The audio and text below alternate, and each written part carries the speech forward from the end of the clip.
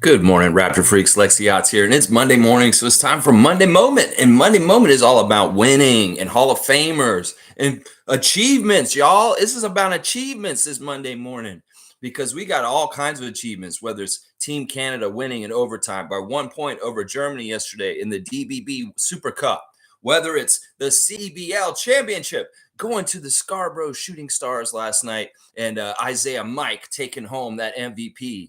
Whether it's the Raptor Freak getting his 700th day in a row, streaming this morning, right now, 700, baby, is what I'm hitting right now. Whether it's James Harden saying, Daryl Morey's a liar and I will never play for him again. We feel like winners today. That's right, we do. Oh, boy, do we do. All kinds of good stuff going on. Hall of Fame weekend, seeing some of the NBA greats like Coach Popovich, Becky Hammond, Dirk Nowitzki, Dwayne Wade getting into the NBA, the Basketball Hall of Fame, seeing Joey Bats coming in and getting honored by the Blue Jays at the Sky Dome this weekend with a giant mural of him downtown. That's right, winning. That's right, Charlie Sheen. Winning. That's right. It's about achievements. It's about making things happen, baby. That's what we're talking about today. I love seeing all the Raptor Freaks in the house today. Let me see what y'all are saying today. Isaac Campbell's first in the house. Beard, a part of it? Dumpster fire. Yes. James Harden is in China right now. And, there's a lot of different mixed messaging coming out of the Sixers these days. They're saying they're not going to trade James Harden. Well, that made him very mad. That made him very, very mad. And that in fact, that's what James said. He said, I only opted in to the contract that I'm on with y'all because you promised me you would trade me, Daryl. And, well, you're not trading me. You're saying you're going to be having me come in. And you said, well, you lied, bro. And he's basically calling him out as a liar. I told y'all this is going to be fun. Get your popcorn, get the extra butter because, strap in and watch. This Harden ride with the Sixers this year is going to be hilarious because, first of all, he never wanted to play for Nick Nurse. They hired a coach that actively dissed him in Hungary last summer at his coach's summit. He made jokes about James Harden. It's on tape. You can go watch it. I'm sure people could send it to James every day and he'll be like, I fucking hate Nick Nurse for saying that shit about me. Well, he's supposed to be his coach now. No wonder he's not happy. And then you say, all right, well, I'll opt in. So you'll trade me, right, Daryl? It's like, sure, James, I'll do that. Well, we can't find anybody to trade you for, so we can't trade you. Well, fuck you. You're a liar. You need to trade me right now. Wow. He really wanted to get that point across. He said, and I repeat, and he said the same damn thing right over again. Daryl Morey is a liar, and I will not ever play a game for another team of his ever again. He said that twice in front of the Chinese crowd in China. Fantastic stuff. I told y'all it was going to be good. It's already good, and it's still August, y'all. Oh, yes. All right, let's see. Dana's laughing about it. She's having a good time. Canadian Dana is enjoying the Harden dumpster fire glow. Yes. Let's warm our hands on that dumpster fire coming out of Philadelphia right now. Yes. Isaac saying Canadian Beaver. Okay, wait, you were calling for the Beaver man? All right, let's see. Big wink for Canada's confidence. Thanks for the play-by-play live stream. Thank you, Isaac Campbell. All right, this is Justin Beaver. If people don't remember him, he's the Canadian content officer of the Raptor Freak channel. And Justin, how do you feel about the Canadian content that's been on this channel recently? Yeah, you think it's been all right? I mean, as far as like we're getting enough Canadian coverage of the Team Canada. Are you proud of me for doing coverage of it in English, of calling the game instead of just people listening to it in German? Because, the broadcasters here, they really dropped the ball on the Canadian content, didn't they? Yeah, so you're proud of me. All right. My son is proud of me for doing Canadian content on the Team Canada playing. Where were you, Rogers? Where were you, Sportsnet? We're going to make you remember this. For a long, long time, you missed out on RJ Barrett's 13 for 14 shooting performance yesterday against Germany in the final of the DBB Supercup. Yeah, we're going to make you remember. Yeah, we're going to make you remember. That's right. You can go. You're my son, and I love you. You can go now. All right. Yeah, there you go. That's right. Canadian content is strong on this channel. And if you ain't going to play the Team Canada games, what the is wrong with you, Rogers? Oh my gosh, get it together. Dana saying the live stream was awesome. Thank y'all. I do have some experience doing play by play, and I found that I remember how to do it. And it is kind of fun to do. So we will definitely be doing live watch alongs for the rest of Team Canada's competitions this month, including the 2 games against Spain on Thursday and Friday this week. Spain will be Spain on Thursday and Dominican Republic on Friday. Both games at 3:30. Special start times for my streams. So they'll be around 3:15 starting time, and then we'll be on for about 2 hours during the game doing the live watch along, just like yesterday. I'm glad y'all really enjoyed it. I enjoyed doing it, and I feel like the delay wasn't to a point where it was ridiculous for me to do it. And plus, if there's nobody going to be commentating on these games in English, the Raptor Freak might as well get on there and do it for you guys, help you out, and do a little pointing out stuff, do some Jack Armstrong for you guys, stuff like that. You know what I'm saying? Trevor Jay's here. Good to see Trevor Jay. Let's see his words of wisdom with Trevor Jay. Good morning, Raptors family. Happy Monday. When you realize just how beautiful life is and how privileged to be alive and to witness the miracle around you, you will tilt your head back and smile. Wow. I love that. That's a very light and positive words of wisdom, not really a warning. It's just kind of like, take a moment to just take a stock and just take a moment to soak it all in and pause. Sometimes stillness and not moving, not thinking. This is why people meditate. This is why people clear their minds and just kind of sit and just be. It can be the most powerful reset to your day. If you feel like everything's too hectic, things are going on too quickly around you, take a moment. Seriously, this can really, really recharge you and give you a new perspective and help you to go on with whatever you are doing that you may hit a stumbling block or a difficulty or something. You just take a moment and just breathe, just reset. Soak it in, and then boom, all of a sudden you're ready to go on the next thing because you've cleared your mind, you've relaxed for a sec. And sometimes that's all we need, honestly. Sometimes we get all wound up and we just need a chance to just take a second. And I love what Trevor's saying also here. Remember how privileged you are to be alive. This is a privilege to still be an organism that is taking in air and breathing, and especially somebody you can think. There's all kinds of things you can feel very, very lucky and grateful for in your life, that things can be taken away sadly in sad ways, and you don't want that to happen. So really appreciate what you got. Seriously, people. Seriously. Thank you, Trevor Jay, as always. Dana's saying good morning to Trevor Jay, and Trevor Jay saying gratefully at the sky and say thank you, God. That's right. He says thank you for another day of waking up, another day to breathe, another day to do things in your life, to have happiness, to share love with people and have that connection. Yes, Trevor Jay, always love your words of wisdom. Good morning to you also, Dana. Thank you, Trevor and Dana, for being members. Thank you so much for being here this morning. Nameless is saying, all I can say is baby steps. Baby steps? What is this in reference to, Nameless? Are you talking about my Italian lessons? Yes, baby steps, very much with the Italian lessons. But I would love for you to elaborate just so I know what you mean, baby steps. Are you talking about James Harden traveling? I don't know. Let's see. Dana's saying, congrats on 700. Thank you. I started this stream 700 days ago. And every single day since I started this stream, I have gone on at some point during the day. I have 700 streams in 700 days. And we will keep going. We'll be at 800, 900, 1,000 before you know it. But yes, today is the 700 milestone of going down that road. And that's why I would say to certain people that call Pascal Siakam, well, you're slacking, bro, because do you have 700 days in a row? No, you don't, yo. Who you calling slacker, motherfucker? That's right. You do not talk about Pascal like that. That's right, baby. Naco the Nacho is here. My good friend Gerald is here. Anyone think Daryl overvalues his players more than anyone else? I think Dame's going to get to work before Simmons or Harden. That's interesting. I think Ben Simmons is clear. He's going to probably come back and play now for Brooklyn.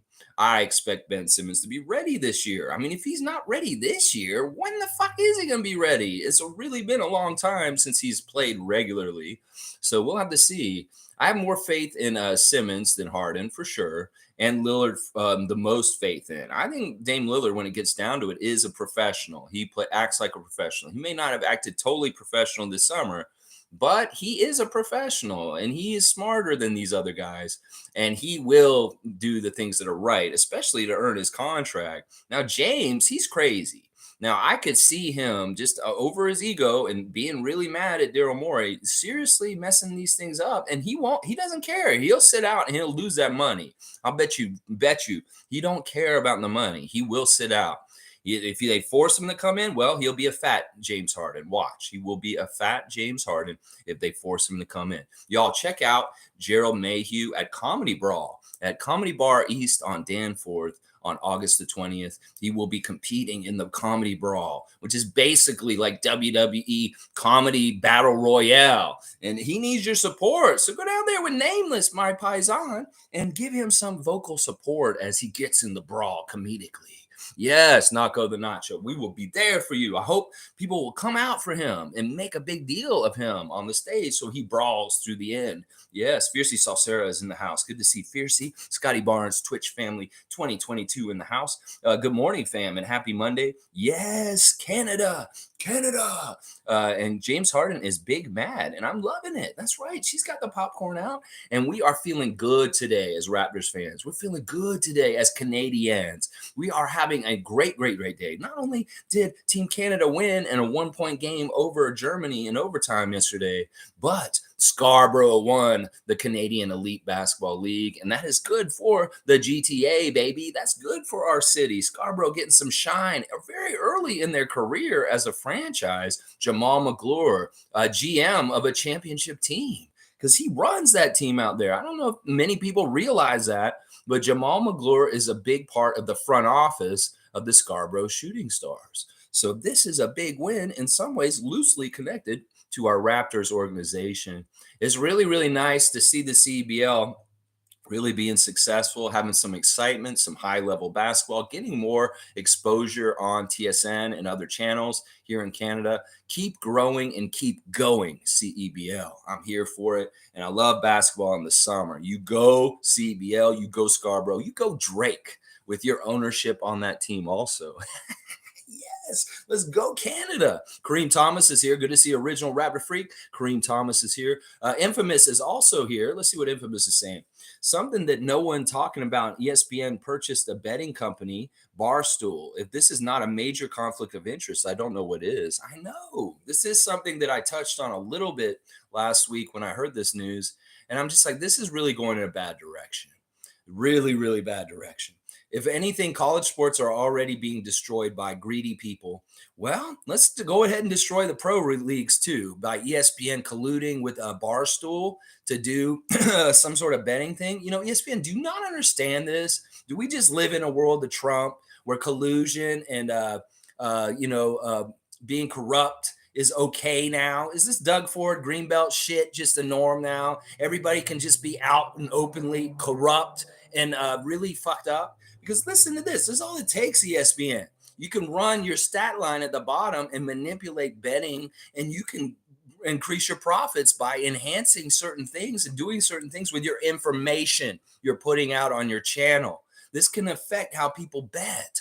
And y'all can really rig this system because in some ways, y'all are the information system for the information to make the bets. Hello, 1 + 1 = 2. And if you don't see that, screw you, because that's messed up. That is not a good thing. That is a conflict of interest, as Infamous has said.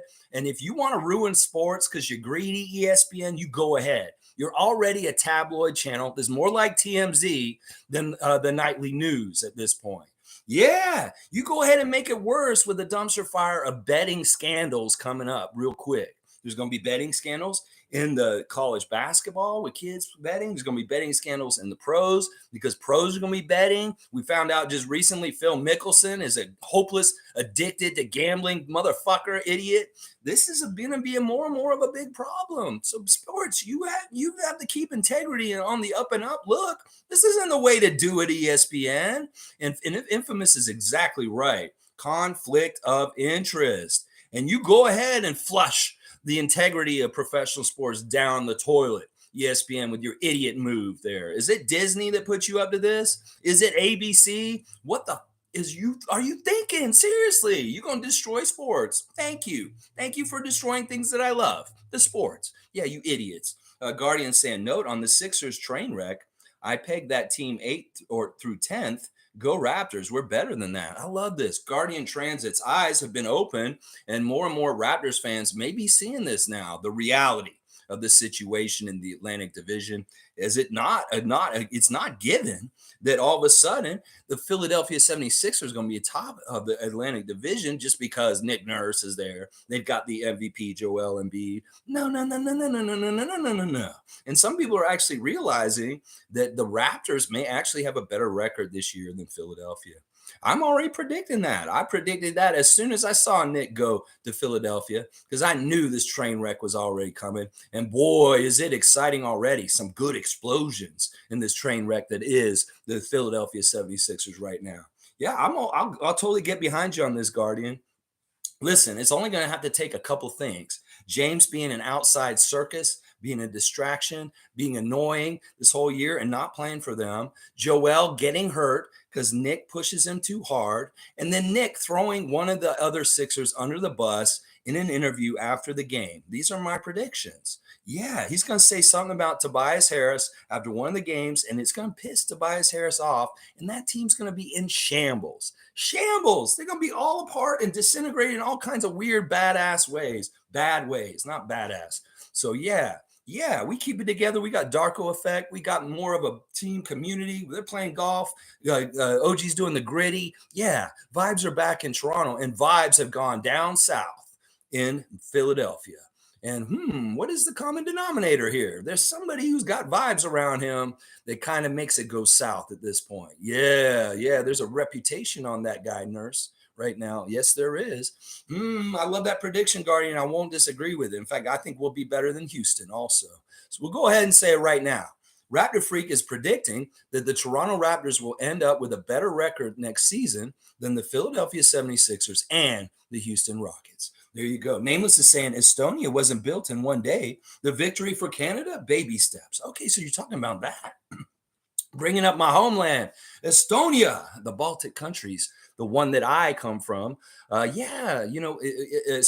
had to be built a couple times over because people kept invading it and taking it over throughout the history of time. So yes, Tallinn and other places have been built a couple times over in Estonia, unfortunately, because it has been a little bit of a doormat that people in history have come and taken over, and because it's a small country. But I'm proud to say that Estonia is an independent country today, and they hold their own ground as a part of the NATO. And thank God we're NATO with the fucking madman Putin over there. That's right. Yeah, this is a victory for Canada. Listen, I'm excited. Later this week, Canada will play Spain on Thursday at 3:30 p.m. I will do a live watch along. Once again, Spain is considered the second best team in the world behind the United States. They played the United States this weekend and they lost to the U.S. It's a very competitive game. Spain has the Hernan Gomez brothers. They have Santi Aldama of the Memphis Grizzlies. They have like 4 NBA players on their team, and they've been together a long time. They have Coach Scariolo, Sergio, of course, our good buddy Sergio. But it's also going to be fun to see Jordi go home to his home country of Spain and compete against his home country's team. You don't think Jordi Fernandez is going to want to get up and beat Spain, being a Spanish man himself? Yeah. This is going to be a little bit of a fun grudge match in some ways. And I think that this game on Thursday will tell a lot about Team Canada and our possibilities in Jakarta. So we beat Spain on Thursday. This is going to be huge, y'all. This will be huge. So this is a big one. In some ways, Spain is tougher than Germany.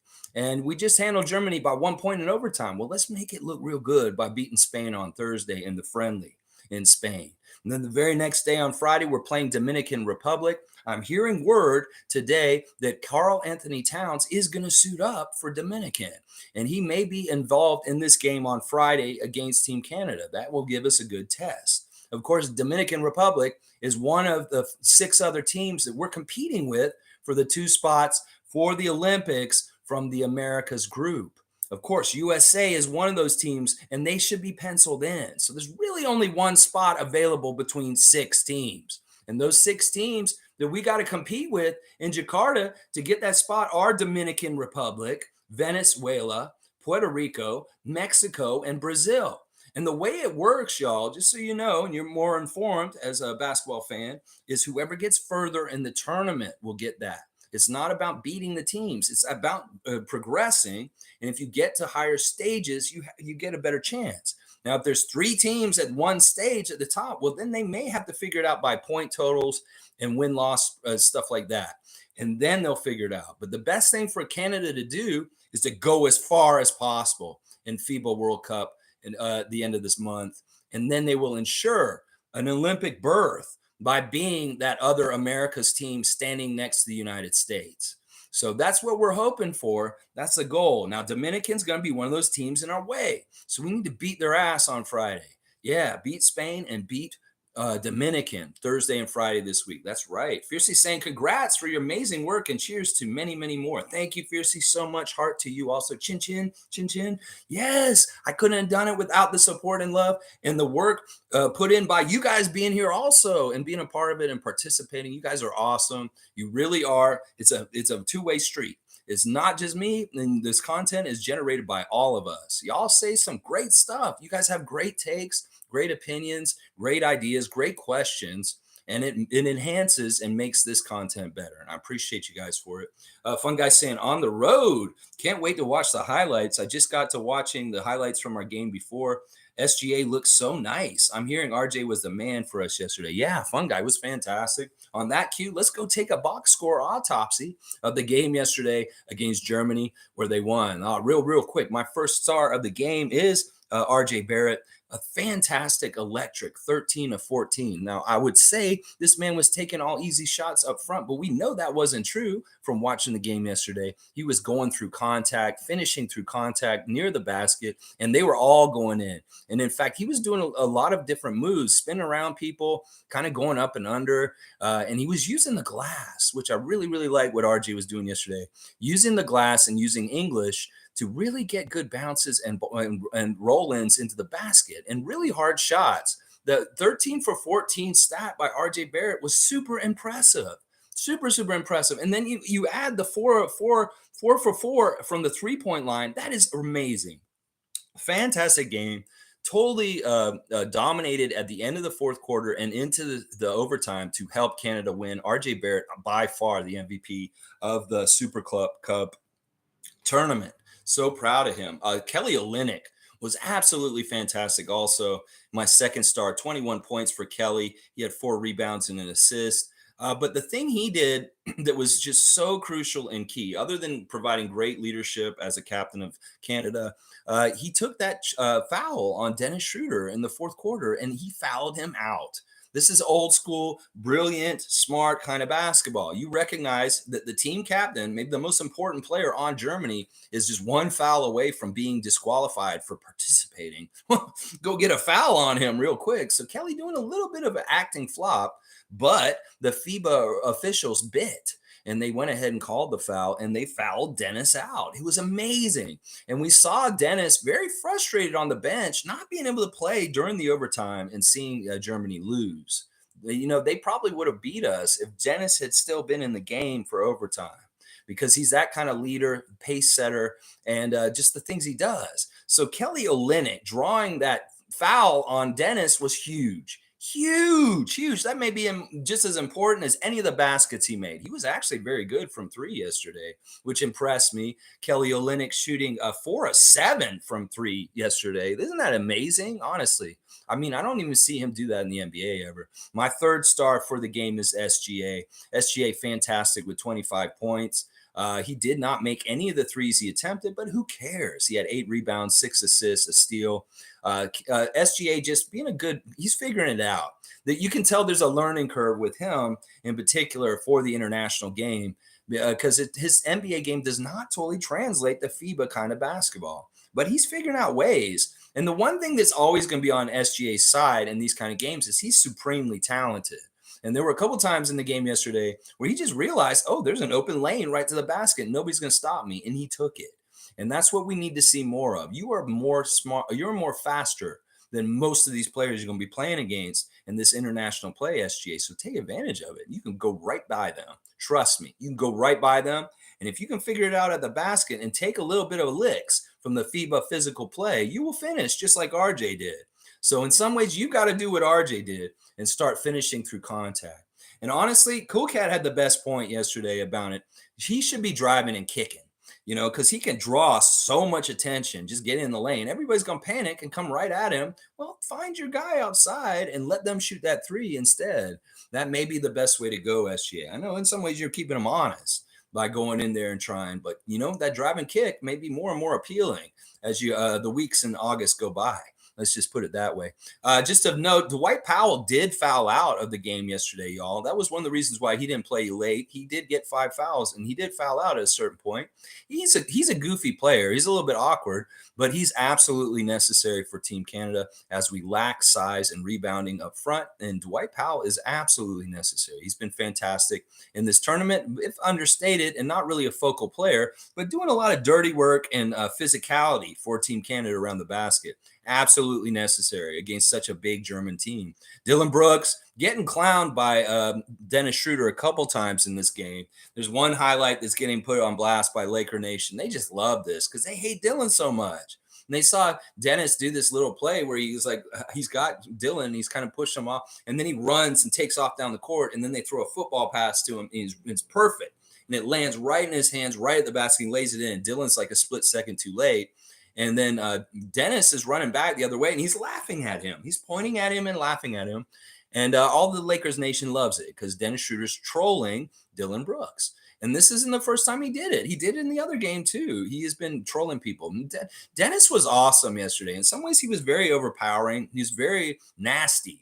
As far as Dennis Schroeder's taking long threes, like Steph Curry length long threes, and nailing them, and then doing the ice in his veins, freeze motion, and his teammates doing it on the bench. Schroeder was badass yesterday, and I'm so proud that he's a Raptor. In fact, a lot of the people in the chat yesterday were saying this guy may be better than Fred, is what they were realizing watching Dennis and the way he plays so measured and so intelligently. This man is reading the floor constantly, and he takes advantage visual opportunities that he reads on the floor, whether it's a teammate that's getting open all of a sudden, like Franz Wagner, a little bit lagged off him. Well, he's going to get that ball to Franz, and he's going to get that quick release and that three.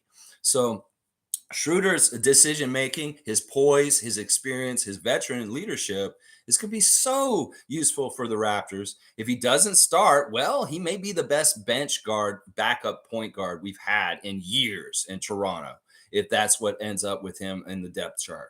Because, the dude is good. The dude is really, really good. I'm so proud of him, and I'm glad he's on the Raptors. Let's just put it that way. Let's just real quick go over Team Canada's bench real quick. Lou Dort, once again, when he comes into the game for Canada, he's a defensive look for them.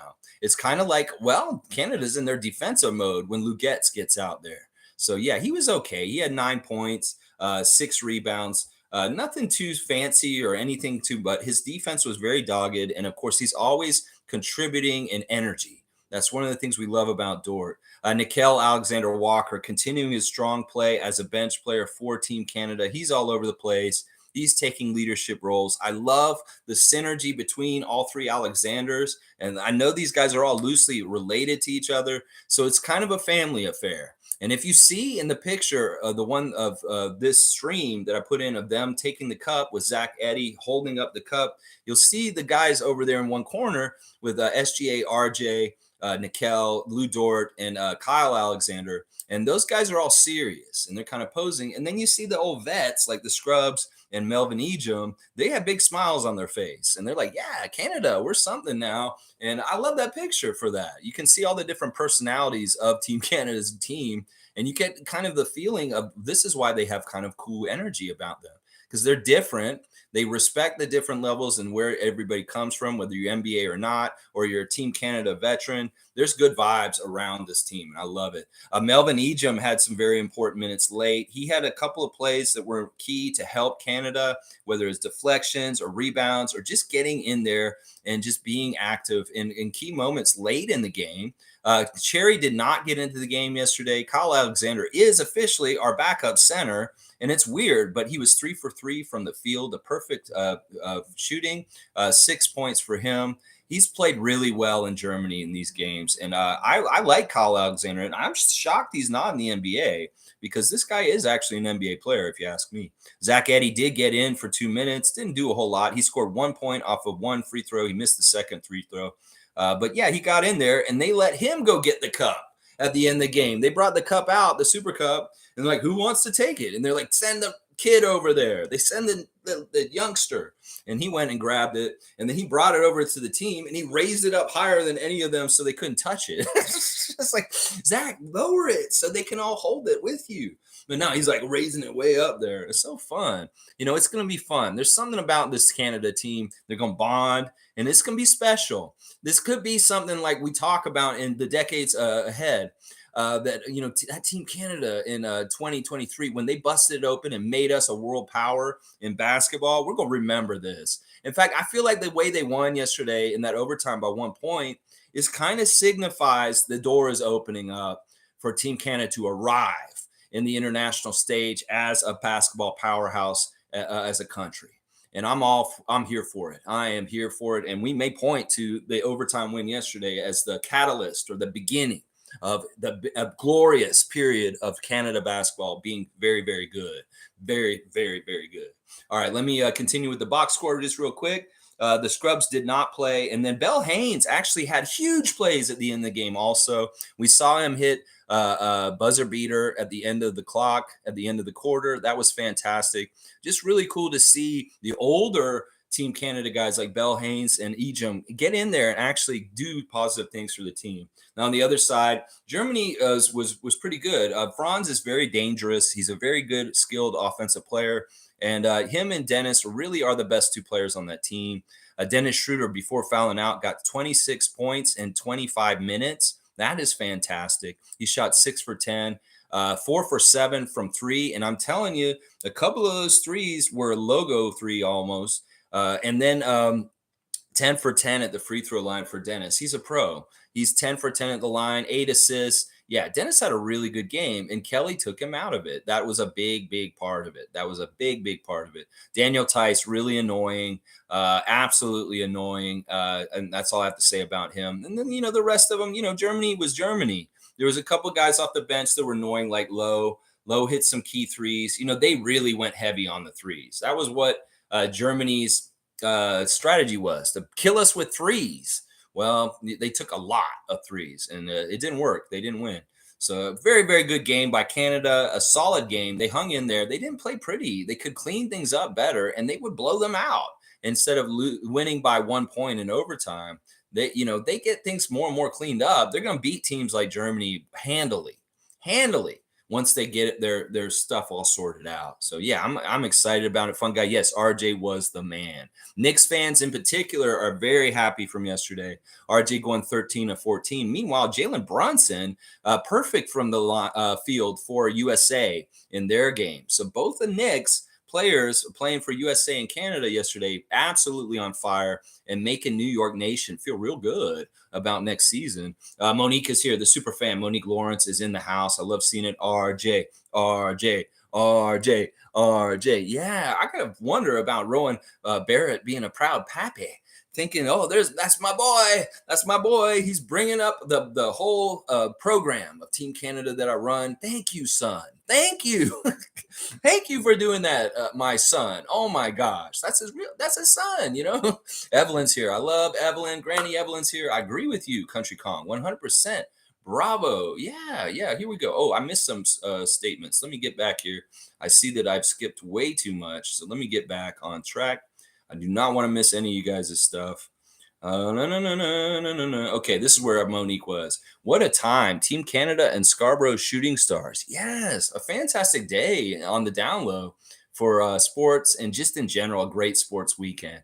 The Hall of Fame inductions, Joey Bats returning to Toronto and seeing that parade of great Blue Jays out there, Edwin Encarnacion, John Gibbons returning. I love that so much. And Jose felt the love so strong. And it was so cool to see that. I saw a clip of all the former Blue Jays doing the Jose chant. And it was fun seeing Edwin's Jose, Jose, Jose, Jose. Jose, Jose, Jose, Jose, Jose, Jose. Yes, yes, we love Jose Batista, and we love to see the new mural downtown in Toronto. G saying RJ turned to MJ. No, this is even better than Michael Jordan. I'm serious. And some of the ways what he did out on the court, G, was absolutely fantastic. He was so dominant near the basket, and I he really did an old school '80s style kind of scoring, taking content and just finishing through it. Major, major good stuff. Name is saying Nacho. I need a showtime in September. He can't make it in August. Well, we'll just keep up to date with Nako's schedule of shows when he's got them coming up, and we'll let you know when the next one is. But y'all, if you can make it, Comedy Brawl, Danforth Comedy Bar, Gerald Mayhew. He is in the Comedy Brawl. Go and support him. MSJ saying great win for Canada. And Jay Murray. Anyone know if he's okay and going to play? Great question, Chris. And thanks for being here once again. Raptor Freak MSJ in the house. We love seeing the Mug Brothers here. This is what I'll say, and this is what I'm hearing, that if Jamal shows up for Thursday and Friday's games, then he's going to be playing in Asia. That's going to be really the test. He was scheduled to not come for the Germany games, but he is kind of on track to show up for the game on Thursday against Spain. So if we see Jamal Murray in the Team Canada jersey against Spain on Thursday, that's a good sign that he will be in Jakarta playing for Canada at the end of the month. So that's what I'm hearing. If we see him show up and he's playing in these games on Thursday and Friday, that is a good sign he'll be playing in Jakarta. So let's hope and pray for this, Chris, and we'll see how it goes on Thursday. G saying, watch the Shooting Stars too, and their point guard Barber is very good. Also, Zapipitazes is a sniper. Yeah, I didn't get to watch the game. I did follow it a bit on the box score, and Monique was giving us good updates on the Facebook chat. But yeah, I still didn't watch it, unfortunately.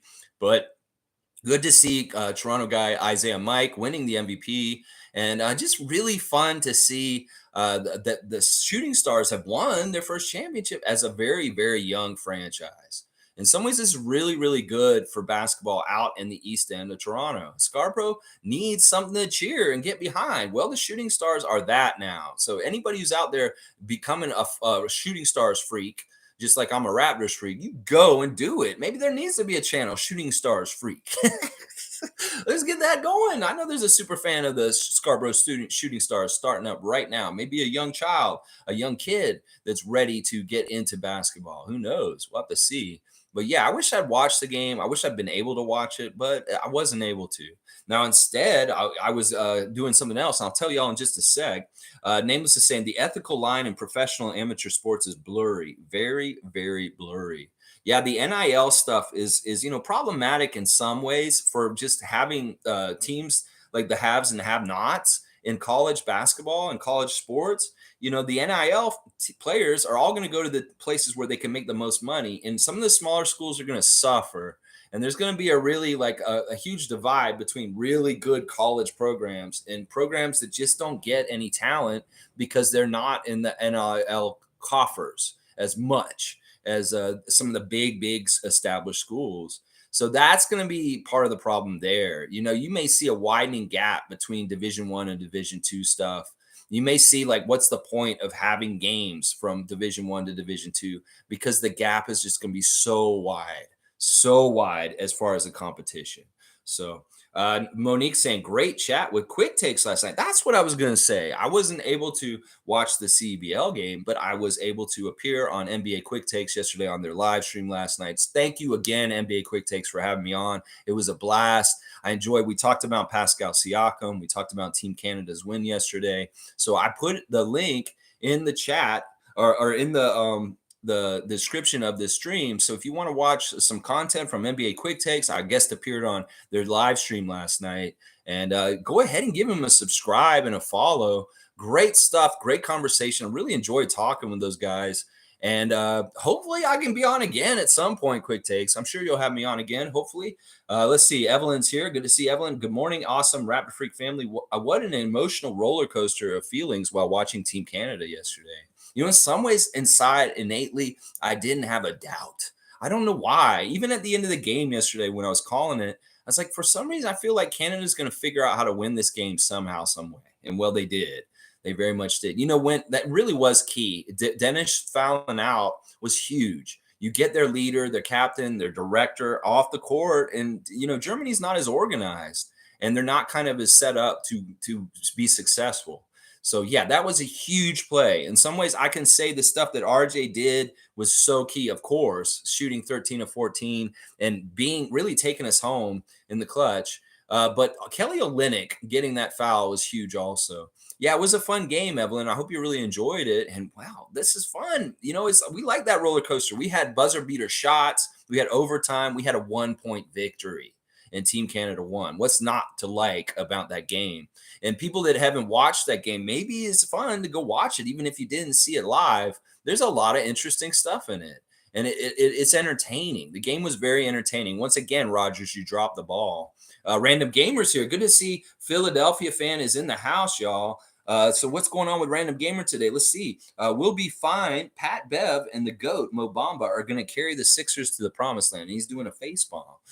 See, I like that in some ways we've got such a great Sixers friend in Random Gamer. In some ways, he doesn't take himself so seriously that he can kind of poke fun at the whole situation. I mean, in some ways, I guess that's been a coping mechanism for Sixers fans over the years because of, disappointment and failure. Well, at some point, you're just going to be like, yeah, okay, I'm going to just say that. I think that's hilarious. I think it is understated that y'all did get Mo Bamba. And in some ways, that is somebody I need to think about with you guys this year for sure. Because in some ways, he's on a path to blow up all of a sudden. Pat Bev, I don't know. He could add to the problems on y'all's team, honestly. You know that. But yeah, I like Mo Bamba, and he's a great addition to your team. But yeah, you all got to sort this James Harden stuff out. And he's very upset in China right now. Obviously, he's calling Daryl Morey a liar very much over and over again. Yeah, very interesting. Random Gamer, always good to see you. I know you're getting ready for your fall semester. I wish you well in your studies and everything you got going on in your life. A great Sixers fan and a friend to our channel, Random Gamer. We love you, bro. MSJ saying, ever been to Vegas? Yeah, I've been there once. That's how the ultra rich want us all to live. Laugh out loud. Something between the strip and an airport duty-free zone. And wow, Phil bet $1 billion. But yeah, betting is going to corrupt the game. I'm just really worried about this. The money always ruins stuff. In some ways, on the download, money's already ruined the NBA. And well, the NIL stuff with the college, Charles Barkley thinks that's going to ruin college sports. And well, the betting, I know for sure that will ruin sports. That's just a proven thing that's happened over the years. There's reasons why there's been regulations around professional sports and betting. And are y'all just conveniently forgetting that because of like money? Hello, money. Y'all don't remember this? That there's been all kinds of issues throughout the history of sports and betting that this is going to be a problem again. It could very well be y'all open this up and then you realize, oh, we fucked up and we didn't mean to do this. We're changing it back. Are you wanting some investigations from Congress and the Senate? Because this is what your guys are going to head towards, ESPN, you idiots. I mean, seriously, it doesn't take a whole lot. I said this a year ago, that Doug Ford is corrupt, and what he does with the green belt is going to be like corruption. And well, it's come out this week that I was right. I knew it last year. I didn't have to tell you. I can see it. So I can say the same damn thing about this, ESPN. Y'all going to be like Tim Donaghy very soon. Watch. You might be addicted and you don't even know it. You can't help yourself. You need to call that gambling helpline, motherfuckers. Yeah, you do. Nameless is saying all those forest fires in the Raptors' backyard are out, baby. That's right. That's right. We got our forest fires in Canada out. I hope. I think that's true. But yeah, in some ways, we are doing a really good job of putting fires out and making things healthy around the team. The toxicness of last year, hopefully, is long gone in the rearview mirror. And now we've got Coach Darko. We've got Grady Dick. We've got Dennis Schroeder. We've got Garrett Temple. We've got people that will come in and keep the boat steady without any kind of uneasiness of like, oh, you're an asshole or you're an asshole. I don't like that guy. Wait, whoa. Let's get it all out in the open, y'all. Garrett Temple's talking. Listen, I'm not going to have this. I played in the NBA for so long, and I've never seen a locker room act like this before. We're not doing this, Raptors. Oh, Garrett's pissed. All right, we better listen to Garrett. Let's get this right. Yeah. See, it's going to be as simple as that. We'll have to see. We'll have to see. MSJ saying good morning to Evelyn. Always good morning to Granny Swag. We love Evelyn. and baby Candace. So 2. Blackhawks here. Good to see Neil, a great Raptor freak. Thank you, Neil, for coming to meet and greet. One of my favorites. Blackhawk is in the house. Money will always be the number one motivator for businesses. ESPN just found another way to supplement their revenue stream by betting. Yeah, this is ridiculous. I mean, seriously, you don't have to be that smart to understand where this is a problem. But I guess they just think, oh, we'll figure it out. We know what we're doing. Oh, we won't make it illegal. We won't do corrupt things. I don't trust you. I do not trust you. Now more than ever, I'm going to disregard ESPN stuff because you are pointing to what you are at this point. Just a money-making machine that doesn't care about the integrity of sports anymore. In some ways, that's the problem, is that ESPN is a network that doesn't care about the integrity of sports anymore. And you're going to make it even worse. I'm worried about this, Neil. I very am much. Most saying MSJ, Jamal Murray is okay with just being cautious with him. Yeah, we got to see. If he shows up in Spain, that's a good sign. Let's just put it that way. If he's playing on Thursday, it's a good sign he'll probably be playing in Asia. So we'll have to see what happens later this week. We'll find out more, I'm sure, before then. Infamous is saying there have already been a scandal where Shams, who works for FanDuel, reported Scoot was going number 2 in the draft, and Shams works for FanDuel. The false report made FanDuel a huge amount of money. See, that's messed up. That's what I'm saying right there. They want to be more like Congress, I guess. Those insider traders. The Congress guys know the different things that are happening. Like, oh, let's go buy stock in hand sanitizer because we're about to call a pandemic and everybody's going to be buying hand sanitizer. So let's put a lot of money invested in hand sanitizer. That's what those motherfuckers did. They put a bunch of money into the masks that everybody had to buy all of a sudden. And look at how much they profited off of it because they knew ahead of time that people are going to need to buy them. So we say, ooh, let's buy these stocks early. Don't you understand? This is the kind of shit that ESPN is going to be able to do with manipulating things like what Infamous is saying. They overinflated Scoot and made it sound like he was getting number 2. And they're idiots who are hopeless, gambling, addicted people that put money on Scoot at number 2. Well, he fell to number 3. Didn't he? Yeah, he went to Portland at 3 and Brandon Miller went at 2. And then some people lost money. It could very well be they mislead the public with information and then they make money against it for telling everybody lies. So you tell me if that's a conflict of interest right there. And Infamous is telling us right here. MSJ saying to Superfan Mo, thank you, Mo. Hope you're having a good morning. Yeah, we're always happy to see the Superfan Monique. We're always happy to see Raptor Freak Chris, the Mug Brothers. That's right. These are our people, the Raptor Freak family. That's right. Quick Takes is here. NBA Quick Takes, thank you again for having me on your show yesterday. I had a blast. I enjoy talking hoops with you guys, and I'd love to do that show again if you ever want to have me on again. He's saying, enough respect to you for joining us last night. Appreciate it. Keep the takes coming. Thank you, Quick Takes. In some ways, I feel like Quick Takes telling me to keep the takes coming makes it more official because this is the man about Quick Takes. And so he's saying, all right, your takes are good, Raptors Freak, so carry on. I love it. Thank you, NBA Quick Takes. And I wish you the best and success and growth for y'all's channel over there. Seriously, y'all, give him a subscribe, give him a follow, watch his content. Really, really good, opinionated, good NBA general stuff, but a little bit on the Raptors tinge, also because of being a Raptors fan himself. So yeah, NBA Quick Takes, I can't recommend it enough. Check that channel out and subscribe. I put a link to the show that we did last night in the description of this post, and you can click on that and watch and see my appearance and see Quick Takes channel and give him a subscribe. That's what I'm saying right now. Trevor Jay saying Philadelphia with Nick Nurse and James Harden, storybook Humpty Dumpty. We're doing Mother Goose this morning, Trevor. I love it. I love it. Humpty Dumpty had a great fall, and all the king's horses and all of Maury's men couldn't put Humpty together again. This Humpty Dumpty James Harden. Hardy Darty did it again. Hardy Darty did it again. Hardy Darty said he wouldn't play.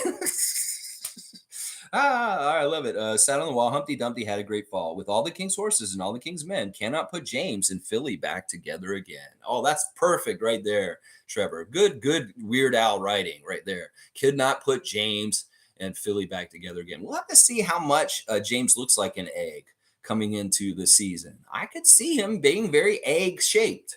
Very egg-shaped, possibly. So this may work. Kareem Thomas was, what you got to say today, Kareem? I spoke to Sherman, and he said Raptors will be top 6 at least in the East. He talked to Sherman Hamilton of the Raptors, one of our radio guys, one of our media guys. We love Sherm. Also asked him about Grady Dick, and he said he won't win Rookie of the Year, but he will finish among the top 3. Holy crap! Sherman Hamilton speaking to the Raptor Freaks ear. Hello, tell me more. I love this. And Kareem, thank you for reaching out and talking to Sherm and sharing with us what you talked about. All right, let me break down both of them. I love that. In fact, I'll predict that first one about the Raptors being in the top 6 also. That's in the East. Yeah. I think we'll have a clear-cut playoff spot, and we're not going to be messing with the play-in this year. No, let's not even mess with that crap this year. Let's just get a regular playoff spot. Even if it's 5th or 6th, I'll be happy. Now, the other part, this is interesting because in some ways, he's saying Grady Dick won't win Rookie of the Year, but he's saying he's going to be one of the top 3 rookies in this class.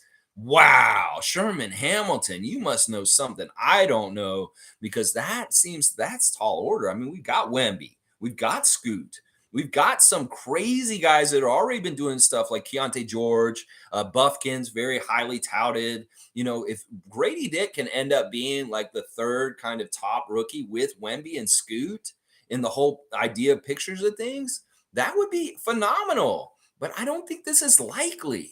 And one of the reasons is exactly the regular Canada discount bullshit. We know that they're not going to put shine on Grady to an extent just because he's in Toronto. And it'll be very hard for him. We saw Scottie, how well he did considering he overcame it. But in some ways, it may be harder for Grady to overcome that discount of being on the Canada team. So we'll have to see. I love the prediction. I hope he's right. But I think that Grady Dick part about being a top 3 rookie is going to be really hard to do. There's going to be other guys that are going to step up, and the U.S. will push even harder in some ways. Like Cam Whitmore for down in Houston. He could end up being a very powerful rookie this year also. So I don't know. I like the sounds of it, but I don't know how realistic it is, Kareem Thomas. Always good to see you. Stargate saying RJ is a strong dude, yo. He was bullying them at the end there. Good look for him.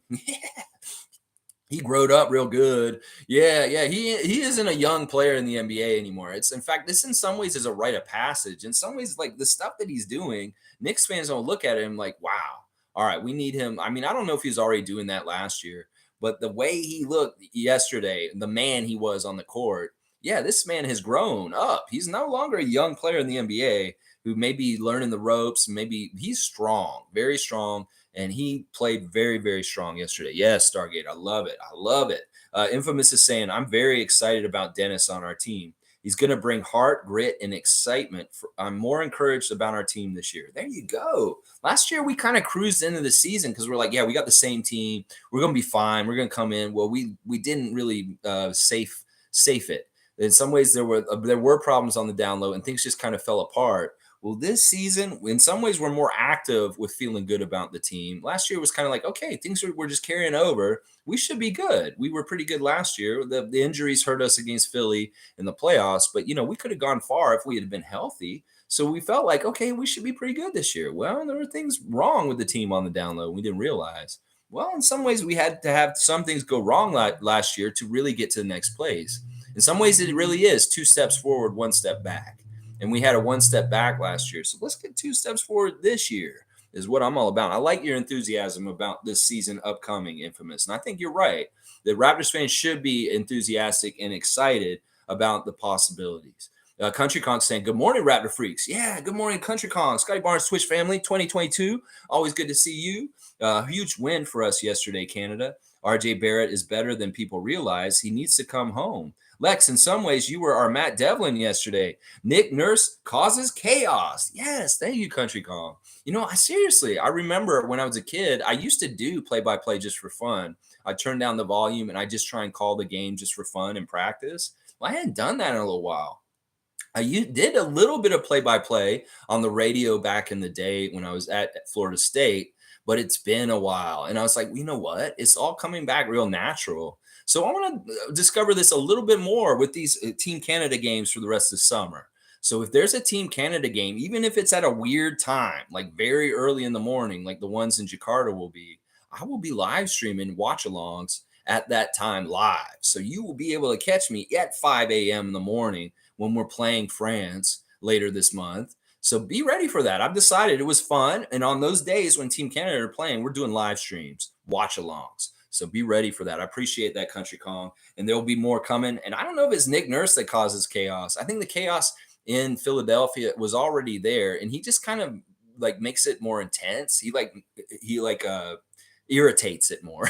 He makes it more of an issue. Like maybe in some ways, Nick showing up is pushing something that inevitably was going to happen with James Harden anyway to happen right now. It could be like if it was another coach that he didn't have a problem with, he could try it with them, but he would still do this flaky ass shit at some point during the season and maybe even all the way into the playoffs. Then all of a sudden they can't trust him anymore. That's just what people have to learn. The lesson is James Harden is not to be trusted.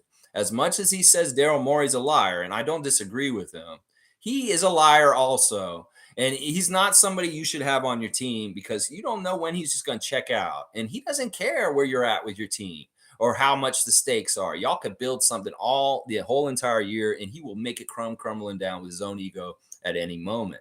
And that's why he's super toxic, and you can't trust him. You can't trust him with what's going on right now. You can't trust him in the playoffs to show up and play at a high level to help you win also. So, yeah, you can't trust him. You just can't trust him. All right, now I'm back to where I skipped to from before. I love it. David Saborn's giving me a W. I love it, David. You know what? We're playing again this week, a rematch. WNBA Fantasy League, Philadelphia Floppers versus the the Raptor Freak Tri-Tops, second matchup. And I'm going to try and beat you this time, David. So, yeah, we got our rematch this week. Be ready, David. Come and bring it. Yeah, just like The Rock says. I said, just bring it, jabroni. Let's go. Yeah, and congratulations to MK for defeating me yesterday in our matchup from last week. MK went down to the wire and beat me, and she is 10-1, and I am 9-2 now. So, wow, good stuff. Very competitive WNBA Fantasy League. It's going really well, and I'm really enjoying playing the WNBA Fantasy with you guys. Monique, your team is very strong also. You've done very well yourself.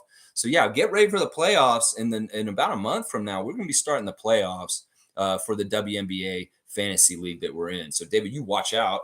MSJ saying Powell has been decent in the trenches. Fouling out is kind of his job. Yeah, totally. In some ways, I'd be like, all right, you didn't use all your fouls, Dwight. What are you doing? Get out there. Yeah, no, I totally get that. And specifically with German teams' makeup, they are very much a power forward loaded team. So it's kind of like he's playing a lot of guys that are at his size. So he's going to carry a lot of the weight and take a lot of the punishment and do a lot of the physicality out there just because there's a lot of big German players. So, yeah, I think you did great. On the download, nobody may toot his horn, but in some ways, he was very important for physicality and fighting and getting in there for rebounds and just playing like irritating defense down low. Because that was the other thing. When Germany tried to go inside, they didn't have very much success. They really did hang around the three-point line a lot yesterday. Yeah, Stargate saying I'm not a big fan of I'm not a big Dwight Powell fan, but his game is perfect for the international game. Too bad he fouled out.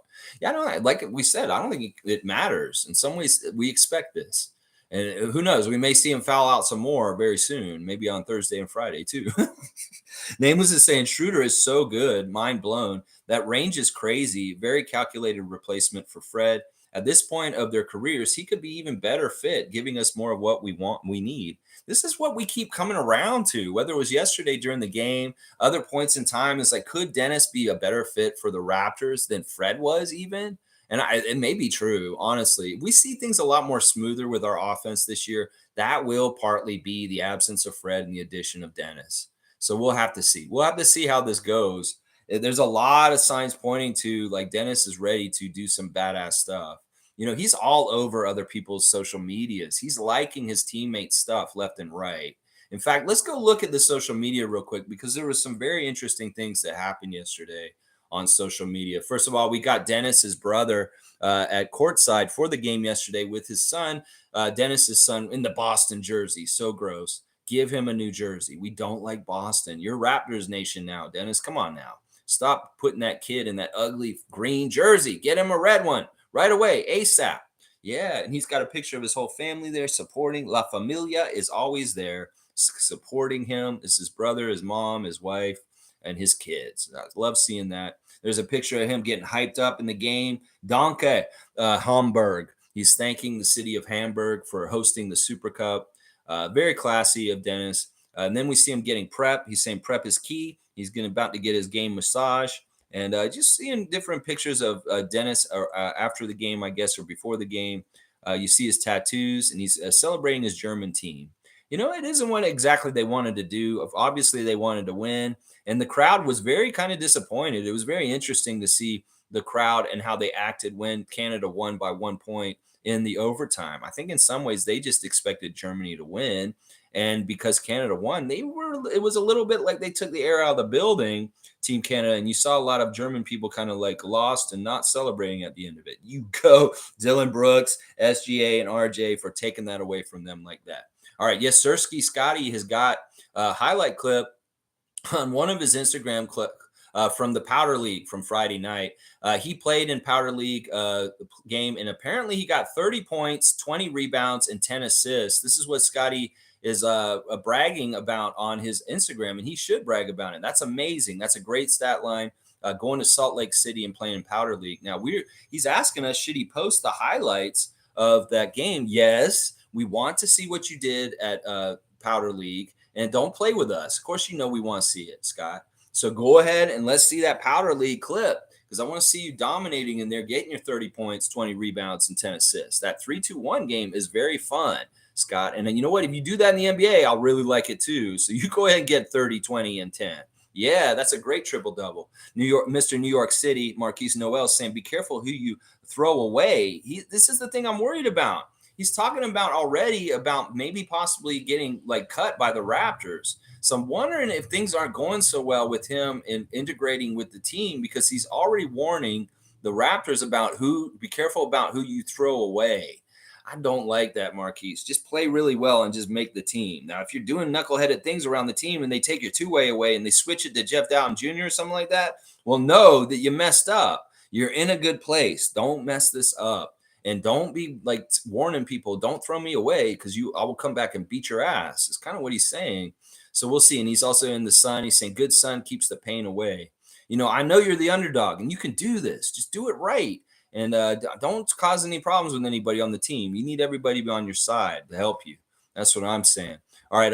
Let's see. Scottie on his other account has got an artist named Big Rob who's painting a picture of him really fast. It looks like it's with markers. It's him in the red Raptors jersey screaming real loud. Really cool art. It's cool that Scottie's putting an artist on blast for painting him.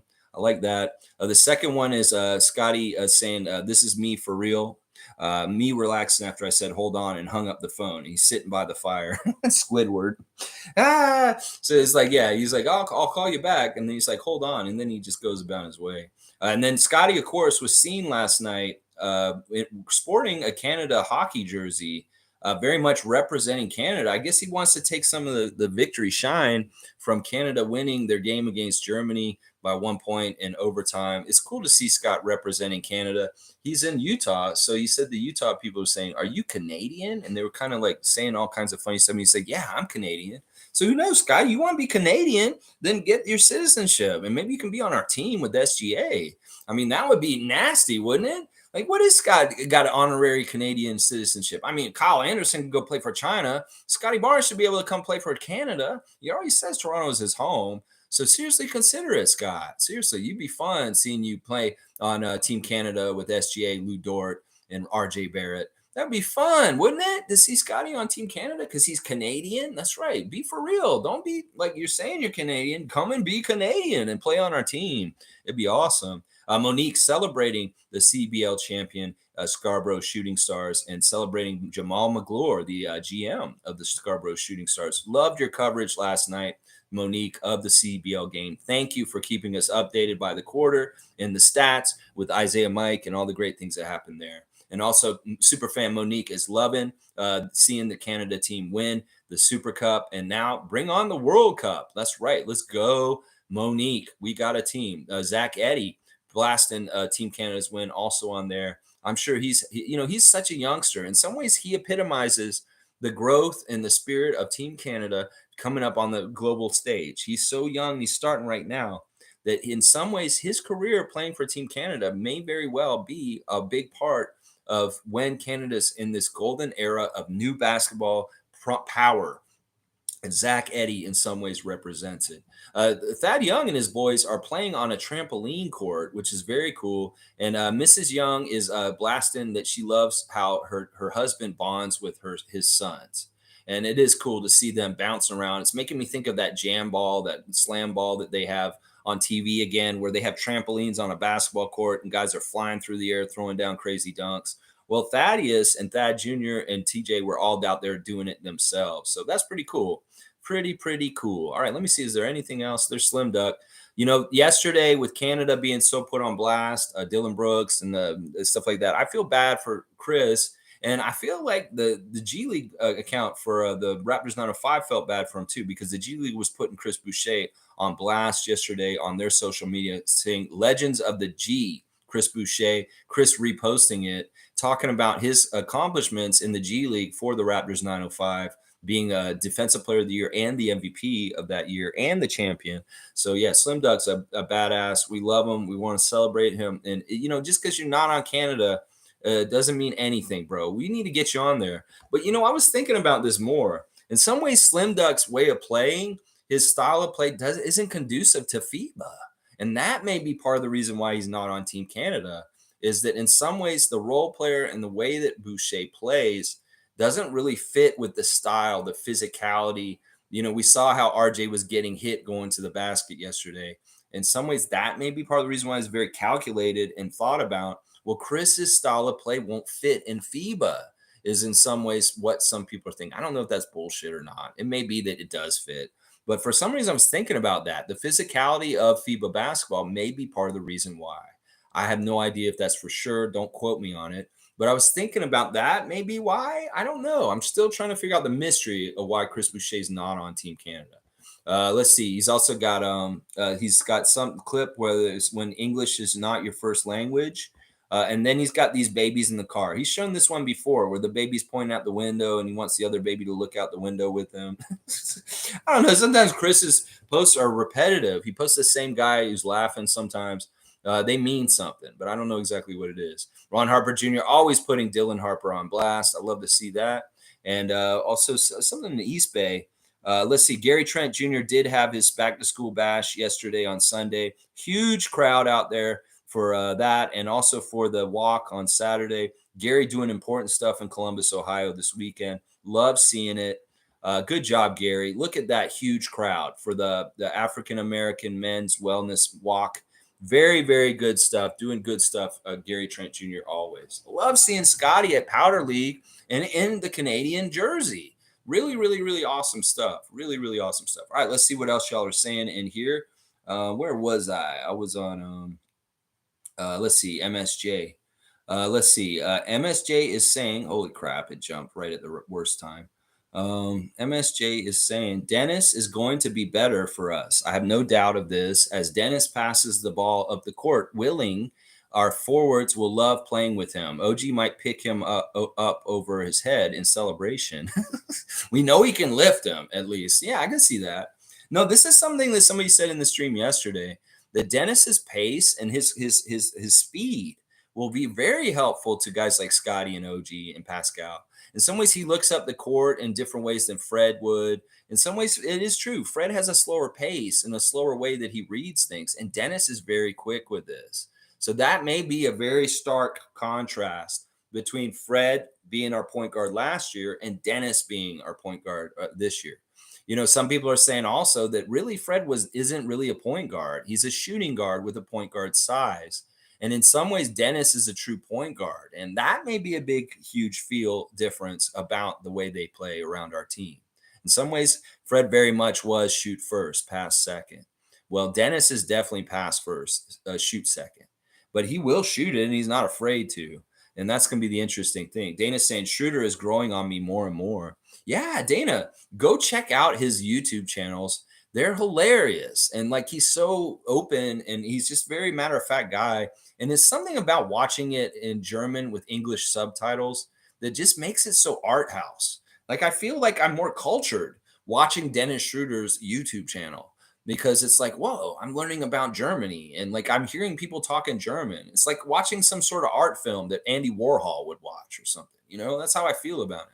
So definitely catch up on the Dennis Schroeder content. I'm sure he'll cover the game yesterday in some sort of form on his channel at some point. Nameless is saying, I don't think there's a drop off between Dennis and Fred. Maybe even an improvement. Now I know what Pirtle was talking about. Yeah. Yeah, we'll have to see. We'll have to see. It's going to be exciting. It's going to be exciting. New looks and new is always fresh and always just exciting to see. So we'll have to see. Quick Takes is saying teams will make it difficult for Shea. Yeah, the FIBA stuff is tough for him because in some ways he's an isolation, one-on-one kind of guy that likes to beat people. When that team play FIBA, they just collapse and crowd the paint. Well, these guys aren't going to be able to finish the way they are because also the FIBA officials allow a lot of contact near the basket. They allow a lot. And there's like dirty stuff going on. And that's why guys are getting hit. And they're used to in the NBA getting that hit and going to the line. The referees are recognizing it. Well, a lot of these FIBA refs are not recognizing that contact. And they just got to play through it and just keep their head down and keep playing. And they can't be like whiny prima donnas and say, where's the foul? Where's the foul? That doesn't work in FIBA. That may work in the NBA, and you can plead your case and maybe politic to get the calls later. But in FIBA, that's not going to work. This is just the way they play. So any NBA players coming into FIBA can play for World Cup. You need to realize that. You're not going to be able to politic to get calls and expect the contact near the basket. Expect it because it's going to be there.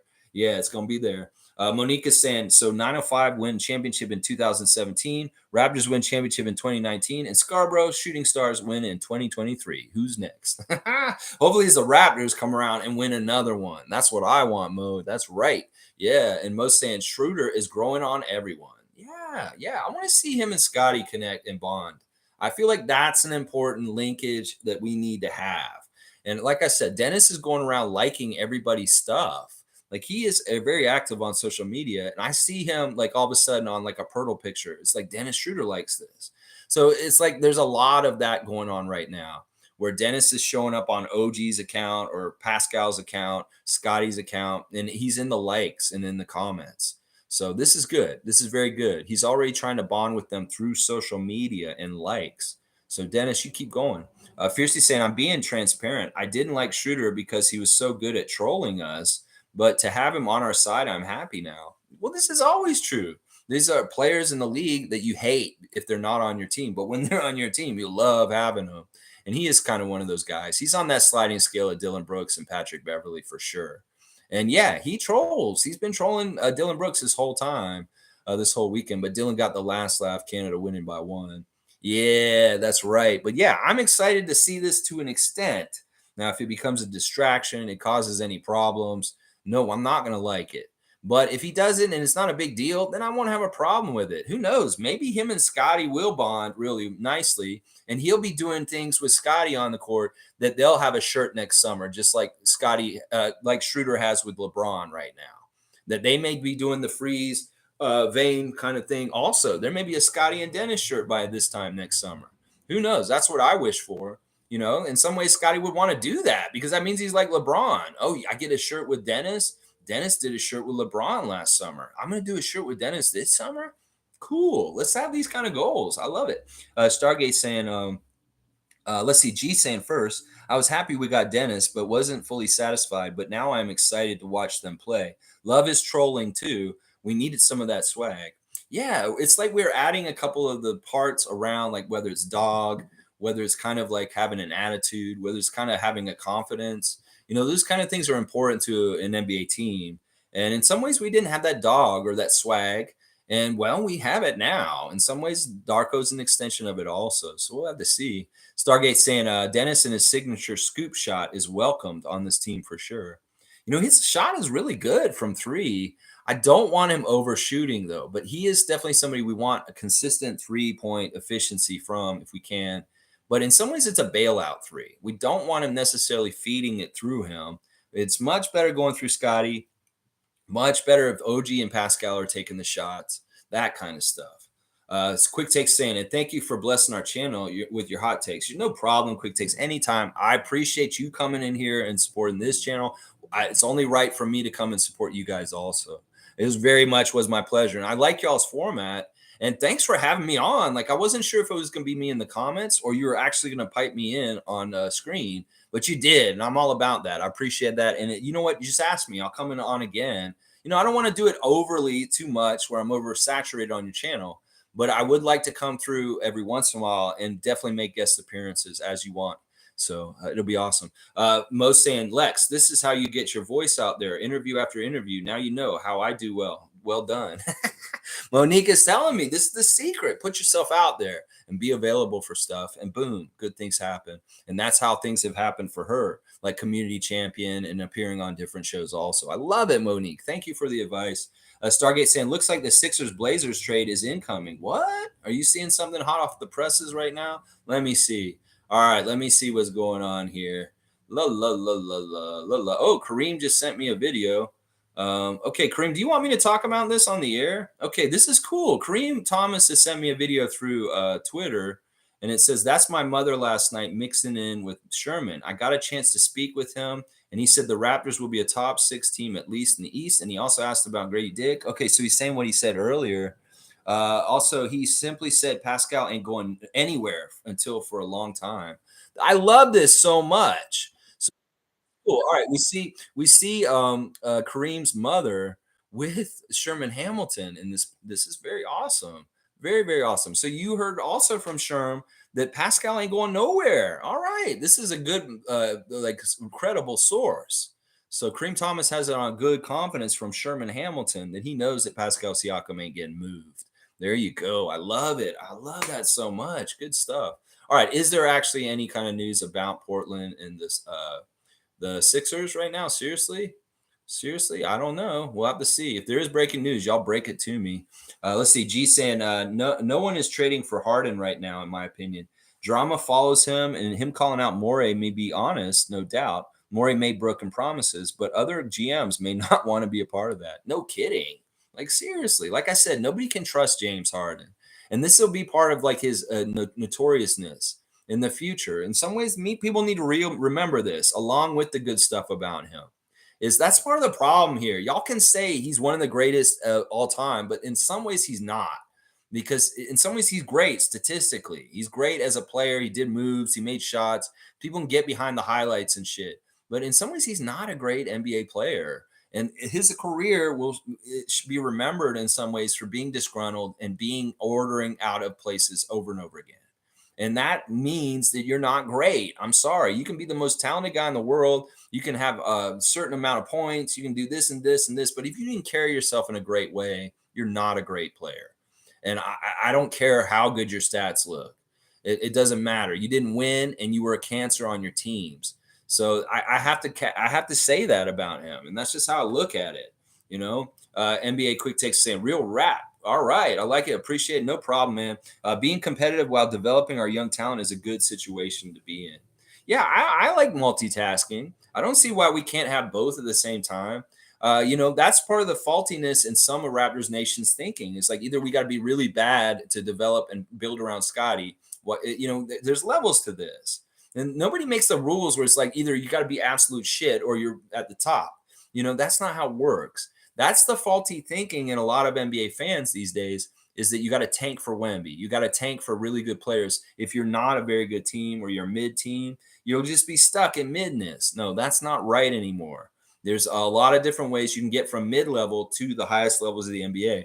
And there's no need to crash your franchise all the way down to try and come up. That's not very good logic. And it's not worked for any team that has tried to do that in the last 15 years. So why would we do something that has proven to be a failure to try and do? And that's why I get mad at Raptor fans who keep saying we need to lose. We need to lose so we can be better. And bullshit. We can win and develop these guys and get better and better from that way. It's like we don't need to dip down and be one of the bottom feeders of the league to get back up to a championship. Trust me, we can get back up to a championship from the middle of the ladder. And there's no reason for us to step off the ladder and start over. That's the thing that bugs me. It bugs me so much because it may have been true like around Kobe starting around like 2005. That may have been true, what you guys think about that. That may have been true then, but the league has changed and it has changed the rules so that it will encourage teams not to tank because there's no prizes for it anymore. There's more penalties, and it's really not a good strategy to have. They don't want teams to lose on purpose. So they've done everything possible to change the system to not encourage it. So fans still encouraging it, y'all are stupid. Let's just put it that way. All right, let's keep going. Randolph saying, beloved Raptor Freaks, most informative gang. Blessings on you and your family with love. James Harden calls 76ers Morey a liar, vows to never play for him amid trade rumors. Yes, blessings to the Phillips family. Thank you, Randolph, for being here once again. Blessings to everyone in your life and your family and the Raptor Freak family. Yeah, this is very interesting. It's funny. I wake up this morning and I see James Harden in China saying this on a microphone in front of a bunch of people. And I'm like, yeah, I knew that this was going to happen. In some ways, I wasn't totally sure if James was actually unhappy or not, because the Sixers are trying to say James is happy, he's going to show up. They put that out. Well, James is making it very clear that they're lying, and he publicly is on camera now saying these things. So we know the truth because there he is in China saying it. So Sixers, you can act like James is happy, he's going to show up the camp, and he's going to be a good citizen. Well, that's not what he's saying. And we know the truth straight from his mouth. Yeah, there you go. David's saying, you were trying to beat me last time. How'd that go? Listen, that's why we got this rematch, because we want to see how it goes. We only get 5 days to play against each other. But I'm going to make the most of it, and we'll see how it goes, David.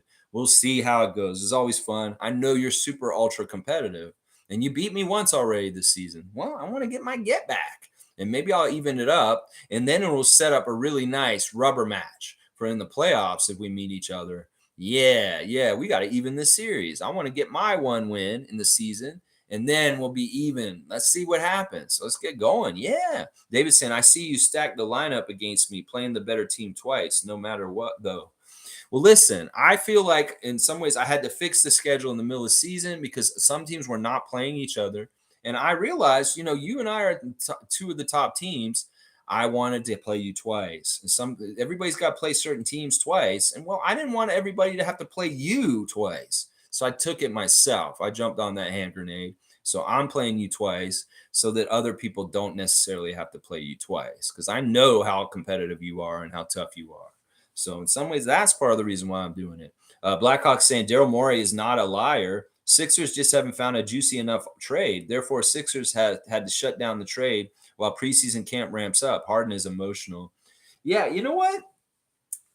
I mean, I'm not going to disagree with you. I think he is. I don't know. I just look at him. I read his energy. I can tell he's kind of a shyster. He's kind of a shyster. But the thing is, the way that James says he's a liar is because he told him. Like he would. The thing James is saying is he wouldn't have opted in on his contract and stayed with the Sixers. He would have explored free agency, and that's where he's pissed off. Is that he had the opportunity to leave the Sixers this summer, and on good faith, he opted in on his contract on the illusion that Daryl Morey would move him. It could very well be that Daryl did try in earnest to do it, but he didn't get it done. And it could be as well as this. It could be like Daryl Morey told James, like, all right, you opt in. I promise you, I will trade you before the season starts. And that may be why Harden says he's a liar, is because he said, all right, if you opt in, James, I promise you I'll trade you. And we don't know what they said to each other. And it could very well be that Morey did promise him he'd move him if he opted in. And well, he opted in and he has not moved him. So that's why he's calling him a liar. It's crazy. It is crazy. Yeah, Quick takes us in that ugly green Celtics jersey. Yeah, quit doing that to your kid, Dennis Schroeder. Get that jersey changed. At least put him in a Laker jersey, at least. But for sure, a Raptors jersey. Jeez. All right, Monique saying ESPN announcing the in-season tournament tomorrow and more, even though we know our dates. Yeah, I'm excited about this. The in-season tournament is going to be a huge success. I'm already predicting. And I'm going to be excited to see how this goes. Now, I don't want ESPN doing some crooked ass shit with gambling around this in-season tournament. I'm going to be really watchdogging things these days. I watchdog the referees for corruption. I'm going to watchdog this whole damn league and ESPN and their funkiness with their new gambling fun that they're all into. We're going to see if there's anything fishy as far as outcomes and weird shit with point differentials and winning outcomes of teams and stuff like that. There may be some weird shit that happens because of the gambling wrinkle. So we're going to be watching y'all. And if anything seems fishy, I might be going a little bit like, well, this doesn't actually add up. This doesn't actually happen in NBA history ever. And all of a sudden, this just happened conveniently in a weird way. Yeah, Watchdog. It's going to be on you. NBA refs, ESPN. Yeah, we're going to be watching all y'all this year. That's right. Iceman saying Dennis Schroeder will be the Raps starting point guard, and the Raps will be a better team on offense and defense because of it. Bench mob will be back in attack mode as well. I love that. In some ways, Dennis starts. That's going to displace some people into the bench, and that could make our talent off the bench much better. It's probably going to be Gary then. If Dennis is going to start, Gary's going to be off the bench again, and we know Gary's a very talented part of our bench. Then you hopefully Chris Boucher, Precious, obviously. Koloko makes another jump this year. Grady Dick's around. Jalen McDaniels. Otto Porter is healthy this year. That sounds like that's a pretty good bench all of a sudden compared to what we were dealing with last year. A lot of it's going to have to do with health. Once again, these last few years of Raptors basketball, the health concerns and people being out makes our not having much depth very apparent. And that's really been part of the problem. So hopefully they can be healthy so we can feel depth all year and there's not struggles with our bench. I think a big part of it will be Darko and how he doesn't gatekeep the bench once again, unlike Nick Nurse. That was a huge problem with our bench was the gatekeeping. Let's see. Cowboy saying, good morning. Got to go. Wait, hang on. Good morning, Lex and Raptor Freaks. Bam. Let's go, Canada. I agree, Iceman. The point guard position is his to lose. Good. Dennis Fist. Bam, bam, bam. So you guys are really all about Dennis Schroeder starting for the Raptors. I'm not against it either. I like it. I think it's a good idea. But if he doesn't start and there's something different, I'm not going to be upset about it either. I'm letting Darko have the keys. He drives his car the way he wants to. And I'm not going to overanalyze him until we see some failure. And then if we see some problems, then I'll talk about, well, maybe this is the problem. Maybe this is what we need to do and adjust. But otherwise, I like the clean slate of this year. And let's let Darko paint in the picture himself. And with no expectations, and hopefully it's a beautiful Bob Ross with lots of beautiful little trees over here. Look at his little friend here, over here by the lake. Yeah, it's just such a nice, pretty picture. Yeah, let's beat the devil out of it. Yeah, I love Bob Ross. He's the best. Let's see. All right, what else have we got going on here? Kareem saying, I really want Dennis to be a statue outside the stadium one day. That's a very big goal and amazing. Well, he's really going to have a Raptors career here to get to that point. Some people debate whether some of our guys that really should get statues are outside our building, like Kyle Lowry and Vince Carter. If Dennis gets to that point, that'd be amazing, honestly. But it's hard to trust a person who turned down $84 million only to sign for 5. Laugh out loud. Dennis is a menace to society. Just because he had poor business acumen in that moment, maybe an overinflated sense of importance to himself, doesn't, that may have been just bad financial advice from his manager around him. I don't know how much it is totally his fault. It's a black eye and it looks stupid, but in some ways that probably did shape him and teach him something. It humbled him, I bet, to a degree. And in some ways that may mean he's a more fully formed, complete person because he lost that blind spot that made him make that financial decision. I'm sure he will never make that kind of mistake again. And in some ways he was probably humbled by it a bit. So I don't look at that as being a problem. It may have been poor judgment at the time, but we don't know if it was his judgment or the people around him that advise him made him have that poor judgment. I don't know. Either way, he seems like he's in a good place and in the right place with his head. And in some ways, maybe he's more grounded and humble, partly because of that experience. A lot of people talk about that. They bring it up all the time. And it's just like, it's one of these things. It's like, okay, that happened. It's over and done with. We're here in the present and we're here in the now. And that's what matters more. But yeah, we can bring up his mistakes over and over again. But what's the point at this point? I don't even know if it's totally his mistake. He may have had bad financial advice from his accountant or his manager or something. Who knows? Stargate saying, on another note, anyone been watching the new season of Winning Time? We almost watched the first episode this weekend, but I decided I want to binge it more. I don't like these shows when they come out like once every week like that in some ways. I want to binge it all at once. I don't want to mess around. So I'm going to wait until Winning Time is over for the season. I'll probably binge watch the whole entire season all in a row. So in some ways, yes, I will be covering Winning Time the second season, but not yet. I got to collect some episodes. Maybe 5 episodes are up. I'll watch the first 5 and then do a real quick recap on it. But I really enjoyed watching the first season and talking about it on this channel. So we'll definitely do it again for the second season. It's an interesting show.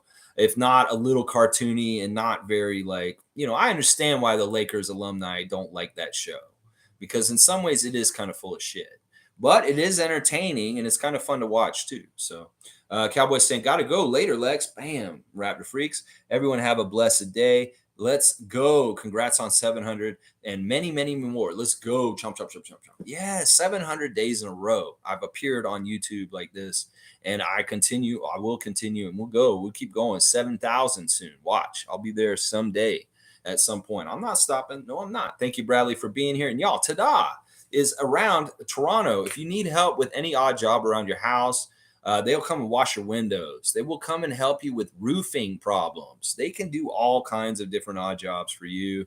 And if you need that kind of help, expertise, Tada's people you can trust. The brothers Tada are great workers and they're honorable men. So look them up on social media, Tada Inc. They're in the greater Toronto area and they can come and help you guys with odd jobs. Just fantastic guys who can help you with different things. All right, let's go. Fiercely saying, I think Harden is doing everything in his power to force a trade.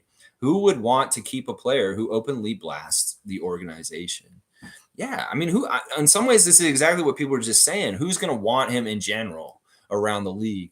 I think the Clippers were their best shot to unload him, because in some ways he wants to go there. In some ways the Clippers were kind of open to it, but they're probably giving them really crazy, weird deals that just don't line up. This is the problem. Portland Trailblazers and Philadelphia 76ers front offices, you have issues with your players and they're going to have to go on discount. You're not going to get full value coming back for them. You want to fix these problems, you're going to get cheated a little bit.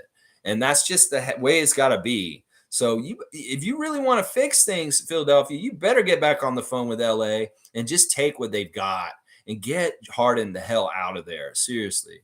And then see the dumpster fire that the Clippers will become with James Harden, Russell Westbrook, Paul George, and Kawhi Leonard. Yeah, that would be really interesting. You want to give a problem to the Clippers, you can go send it to them. Just take whatever they're giving you. You want Terrence Mann, you want whatever, take what they give you and just take it.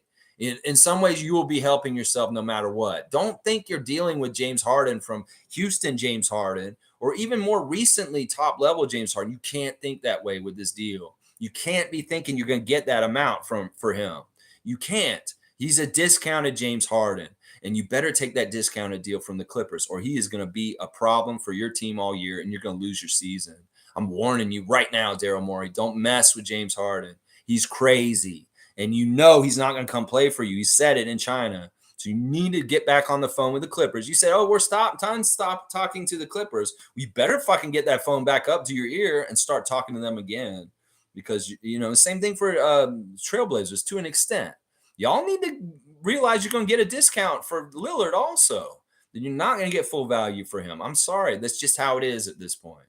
That's just how it is. Iceman saying Schroeder and Flynn is going to give the Raptors a solid 1-2 point guard punch. The real Malachi is going to get to shine this year under Darko. He's just as good as Tyus Jones. Seattle, Tacoma area hoopers, that's tough. I like this. I like the sounds of this. And I think that the tying him to Tyus Jones from the Grizzlies last year and the way he was doing things for the Grizzlies team is a good analogy, a good comparison for possible things with Malachi. If he has a role like Tyus Jones did for the Grizzlies, I'll be very happy with what Malachi is doing this season. We'll have to see. I love that you're bringing him up and we're not forgetting about Malachi, because Malachi is important. We got a hashtag Keep Pascal from NBA Quick Takes. I'm all about that. I am all about that. That's what Sherm's telling Kareem's mom, that nope, Pascal ain't going nowhere. That's what I think he actually told Kareem that. So, yeah, I like this. I like this news from Sherman Hamilton's mouth. We're finding out. Monique is saying, don't forget to like and subscribe. Best stream, best channel. Thank you, Monique. The super fan Lawrence, endorsed by a real one, a community champion, a Raptors fan, idol, somebody who is just a leader in the Raptors fan community. Monique Lawrence, thank you for endorsing this channel. It does mean a lot. Dana's saying NBA Chef has a James Harden video coming out soon. I can't wait. Yeah, let's see the artistry of NBA Chef carve this one up. Yeah, he's got a juicy little take that he can riff off of from this morning. James in China. Daryl Morey is a liar. I repeat, Daryl Morey is a liar. Woo! Let's get. We don't need no gloves or scarves for this winter. There's a dumpster fire in Philadelphia we can warm ourselves up to. Yeah, real nice. Yeah.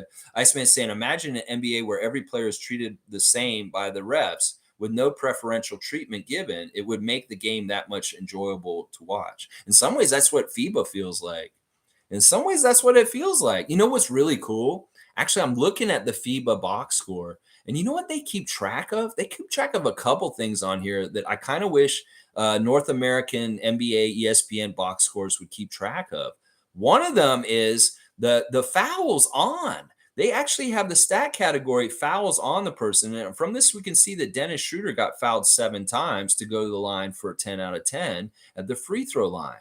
But in some ways, this is very interesting stat that can illuminate just how often the referees help out people. Like if we had the fouls on stat in a box score for a Philadelphia-Toronto game, we could see just how much they're handing free stuff to Joel Embiid. I'm telling you right now, this fouls on category is fantastic. They also broke it down from 2-point percentage and 3-point percentage, so you can actually look at the inside stuff separated from the 3-point stuff. And then the other thing I really like about the box scores that FIBA uses is they have the color around the numbers of the players who are in the game presently. So in some ways, at the end of the game, you can look at the score and you can see who finished the game. That the 5 blue boxes for Germany were the 5 guys on the court when they lost in overtime by 1 point to Canada. And on the flip side, you see the 5 red boxes are the guys who were actually in the game. Powell had fouled out, so Dort was in with the other starters to finish the game in Canada. These are things I really like about the FIBA box score. Being able to see how many fouls on a player is, that stat is kept on there. And that would tell us a lot about the preferential treatment of certain superstars in the NBA if they kept that stat on box scores for ESPN. Watch. Yeah, we would find out real quick who's getting preferential treatment. In some ways, that's part of why I like FIBA. It doesn't seem like anybody there is getting superstar treatment. Not SGA, not Dennis Schroeder, none of those guys. They're all equal. And in some ways, that's why FIBA basketball is better than the NBA. There's no haves and have-nots, and it's very equal. It seems like that. Doesn't it, Iceman? I mean, I'm getting that feeling from watching the FIBA games. There's no favoritism. In some ways, I was joking, they're favoring the German team by giving them possession on 50-50 out-of-bounds plays. But in some ways, they were very fair about things. And in some ways, they made a lot of calls for Canada in the game yesterday, and there was no bias. So I trust FIBA officials much more than I trust NBA officials. Very much. Quick Take saying, I want Harden to get what he wants, so I don't hear his name anymore. Embarrassing. Yeah, send him out to the Clippers. It'd be kind of funny to have James Harden and Russell Westbrook reunited on the Clippers at this stage in their career with all their baggage and their past in the last couple years. It'd be kind of hilarious in some ways. Very, very interesting. I mean, that trade package, you just got to take it, Morey. Just don't. You can't have him around. At this point, it's really bad. Really, really bad. And you know this isn't going to go well if he's still a part of your team. You need to move him right away. Iceman saying, I watched Team USA was on Fox TV yesterday. Team Canada? Yeah, Team USA played yesterday also. Both teams played yesterday. Team Canada beating Germany in the SuperCup final yesterday in overtime. 1-point victory over Germany. Was fantastic. Kelly Olynyk drawing the foul on Dennis Schroeder in the fourth quarter to foul him out was a huge play. Without the leadership of Dennis for Germany, the Canada overcame them in the overtime. RJ Barrett playing sensationally to close it out and win that game against one of the top teams in Europe, Team Germany. So good. Yeah, and USA looking really good yesterday. I believe they played Spain, and they beat Spain yesterday, which is who we're playing on Thursday. So Spain got beat by the U.S. already this week. Well, they're probably not going to be wanting to be beaten by Canada also this week. So Thursday's going to be a big matchup, 3:30. I'll be streaming at 3:15 on Thursday afternoon, doing a live watch along. I will not be showing the game, but you can probably find the stream and we can watch it together. And then you can get commentary from me during the game. Some people really enjoyed that yesterday, watching the Team Canada victory over Germany in live with me commentating over it yesterday. So we'll do that again on Thursday, Iceman. So hopefully you can come by and check it out with us. All right, let's see. I did the Instagram stories. I've kind of gone over the box score for the great game, the great victory by Team Canada yesterday. I really do feel like we're opening a door to be a world superpower in the global international basketball stage as a team. Team Canada. We are arriving now. We're coming. We're coming. Be ready, international players. Congratulations once again to Scarborough Shooting Stars for winning their CBL championship yesterday. That was fantastic. I really, really love that a lot. And thanks again, NBA Quick Takes, for having me on your show yesterday. Y'all go give a sub to NBA Quick Takes, a great channel on NBA stuff. It's exactly what it sounds like. It's quick takes on the NBA, and they're showing up on live streams from time to time. I was able to guest yesterday and was fantastic. We'll find out if Karl Anthony Towns is going to be playing for Dominican on Friday against Canada. We'll have to see. So it may be a big deal. Dominican Republic usually gets Al Horford and Chris Duarte, who is Canadian. That's interesting that he plays for Dominican, but they are not available for Dominican Republic in this stage of play this summer. They're not available, but Cat is saying he will be. So that could be very interesting, a Friday matchup against the Dominican Republic and Canada against Cat. That will be very, very interesting. All right, I think that's pretty much everything. I will have previews for that Spanish game on Thursday and all kinds of other stuff. We're doing trivia tomorrow, guys, 9:30 a.m. So come on in and get your trivia hats on and ready. Raptor Freak Tuesday trivia, 9:30 in the morning tomorrow. And yeah, watch alongs later this week, guys. All right, thanks for watching today and being here with me. I really appreciate everybody. Thank you for joining, members. And if you want to be a member of the Raptor Freak channel, membership has its privileges. You get to join our Facebook chat. And we have daily updates, hourly updates of current news coming up. This morning, I woke up and there was the news already about James Harden, what he said in China. And I appreciate Raptor Freaks like Monique, Isaac Campbell, Iceman like Gervin, keeping us informed, bringing us the information in different places. So thank you for supporting this channel. Thank you for getting me to 700 streams. I continue. I promise. I want to keep going. Yeah, thank you, Quick Takes. I appreciate you 100%. And y'all, please like, comment, subscribe, and share. Not just my channel, but NBA Quick Takes channel also. All right, y'all. Let's go Canada. Let's have some national pride for our Canadian basketball team. They did a very, very good thing yesterday. Even though it was a friendly and it didn't really count in some ways, it did. It really showed momentum. It showed confidence. It showed leadership in our core, specifically in RJ Barrett.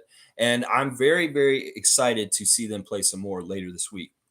They're going to Spain now. They're going to practice in Spain for a few days, and they'll be playing the Hernan Gomez brothers on Thursday, y'all. So get ready for that. Juancho and Willie and Santi Aldana against the Team Canada team on Thursday at 3:30. We'll do a watch along on the day. But Tuesday and Wednesday, regular programming, 9:30 a.m. All right, y'all. Thanks for watching. Thank you, Fiercey, Canada. Canada. That's right, Canada. Let's go Raptors. Let's go Dennis Schroeder. Let's go Team Canada. Let's go Jose Batista.